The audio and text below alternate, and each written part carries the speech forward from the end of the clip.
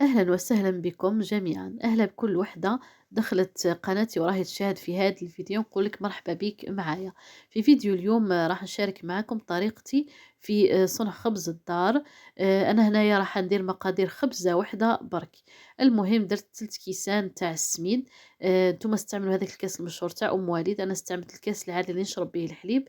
ضفت لهم مغرفة كبيرة تاع خميرة الخبز، ونص مغرفة تاع السكر عادي، ونص مغرفة تاع السينوج. أنا السينوج هنايا اختياري، اللي تحب تحطو في العجينة تحطو، اللي ما تحبش تحط ما تحطش. وضفت لهم ماء دافي باش تفاعل العجينة. بالنسبة للزيت أنا حطيت ربع كاس زيت، اللي تحب خبز الدار تاعها يكون مبسس تزيدلو ربع كاس بخلاف، يعني دير نص كاس زيت. المهم أنا هنا درت غير ربع كاس زيت وبديت نخلط، يعني نبل هذيك العجينة نلمها مليح مليح حتى نتحصل على عجينة تكون مطرية ما يابسة بين وبين. مباشرة نبدأ نعجن في الخميرة تاعي، في العجينة تاعي هذه نعجنها بالناشف حوالي 10 دقائق. أنا عجنتها هنا بيديا خاطر مش كمية صغيرة، كي تكون كمية صغيرة ما نحبش نستعمل البيترا.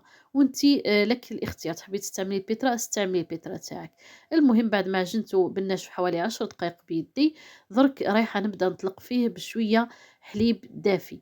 الحليب يا البنات يعطي الخبز الدار تاعك هشاشة وخفة رايعة. على بها أنا نستعمل الحليب الدافي. وانت كي ما تحبيش تستعملي الحليب ولا ما توفرش عندك الحليب، تقدري تطلقي خبز الدار تاعك غير بشويه ماء دافي وخلاص.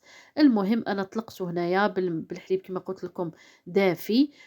طلقته حتى يعود عنده قوام كما نقولوا حنايا شبه سائل، حتى نتحصل على عجينة طرية بزاف وتتلاصق. دركا نوريكم القوام تاع العجينة يا البنات. كيما راكم هكذا تشوفوا راني النتيجة طلقته. النهائية، شوفوا كيفاش دوكا راح تجيكم. نحطوه في البلان. تتلاصق ومطلوقة مرة. هذاك الوقت ندهن السنيوة تاعي بالزيت ونطرح الخبز تاعي.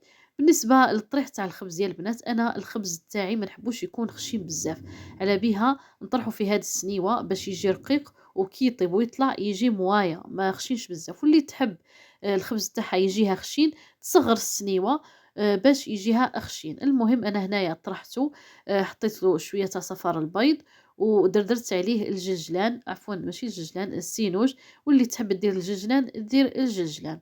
المهم نخلي الخبز تاعي يخمر. الخمير ما عندوش وقت محدد، يختلف بين الشتاء والصيف والسخانة والبرد.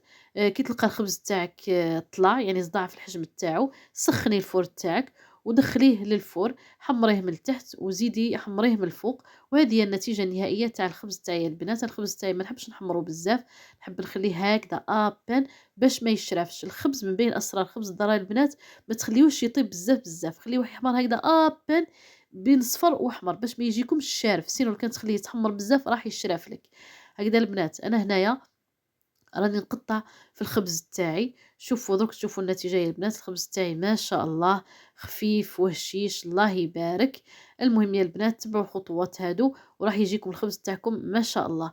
إلا كان عجبكم الفيديو يا البنات ما تنساونيش من التشجيع، من الإعجاب، التعليق واشتراك في القناة. نتلاقاو في فيديو ثاني وآخر بإذن الله. تهلاو في رواحتكم والسلام عليكم وإلى اللقاء.